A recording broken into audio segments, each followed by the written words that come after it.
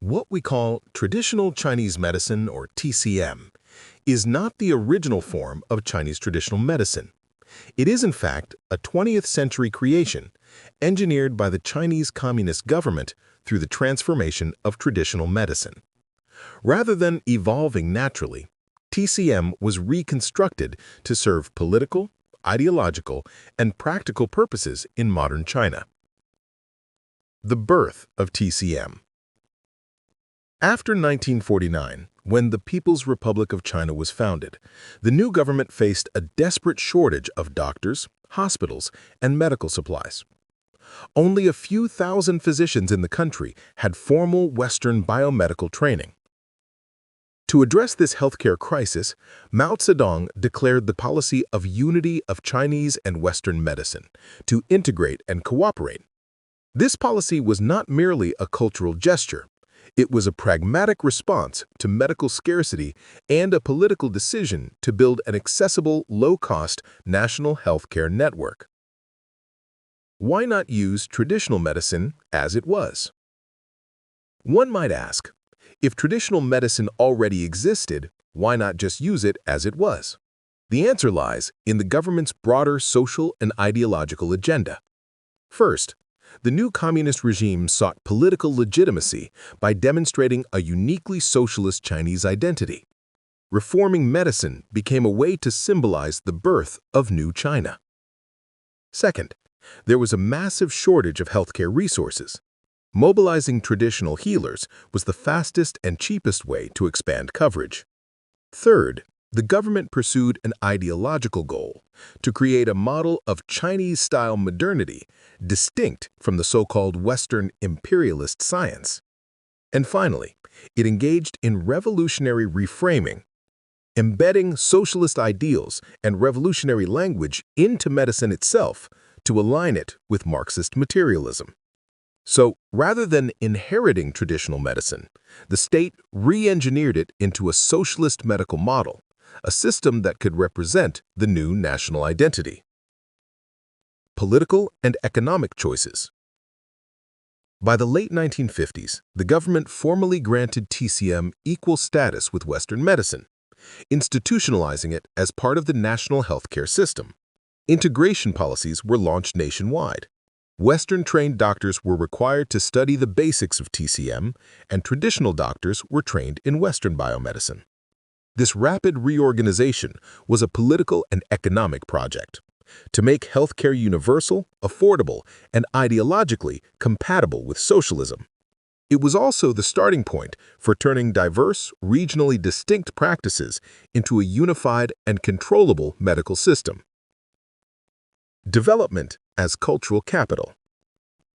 As the Cold War intensified, TCM gained symbolic importance beyond medicine. It was reframed as cultural capital, proof of China's civilizational depth and revolutionary vitality.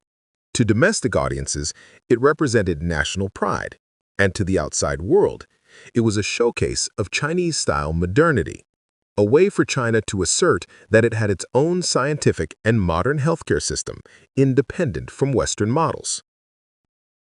Characteristics and points of criticism. The new TCM system was built on the communist philosophy of pragmatic materialism. Its goal was to make traditional medicine appear scientific, standardized, and rational. But this process came at a cost. Many core classical ideas were simplified or removed. During the hasty standardization, a vast body of diverse regional and scholarly traditions was consolidated into a single state-approved system. Knowledge from Japan and Korea, both integral to East Asian medical history, was deliberately excluded. As a result, TCM became a streamlined, politicized, and state-defined version of what had once been a plural and philosophically rich medical tradition. New Acupuncture, 1951. One concrete example of this transformation is the 1951 text New Acupuncture, or Xinzhongju. Unlike classical acupuncture theory based on meridians, this book divided the human body into physical zones and lines, assigning acupoints according to new anatomical sections. This change reflected the government's materialist emphasis, Meridian theory was seen as too mystical, so it was replaced by simplified, mechanical categories. Even the vocabulary mirrored communist political terminology. Phrases like Ministry of Health, Liberated Area, and United Front appeared throughout the text, illustrating how medicine was being rewritten in revolutionary language. Revolutionary terminology, the functions of qi. Political language also infiltrated medical theory itself. Revolutionary concepts such as the four principles and the 5 or 6 major functions of qi were introduced, classifications that did not exist in classical East Asian medicine. These terms were borrowed from ideological discourse to make TCM appear compatible with materialist science and socialist education. They represent how deeply political rhetoric reshaped the conceptual foundation of medicine during this period. TCM promotion in the West. While TCM was being standardized and politicized within China, its image abroad was taking on a life of its own. This global fascination reached its peak in the early 1970s during President Nixon's historic visit to Beijing. Around the same time, New York Times journalist James Reston published a widely read column describing how he received acupuncture for pain relief after surgery in Beijing. For many Western readers, this was their first encounter with what seemed like a miraculous ancient medical art capable of replacing anesthetics.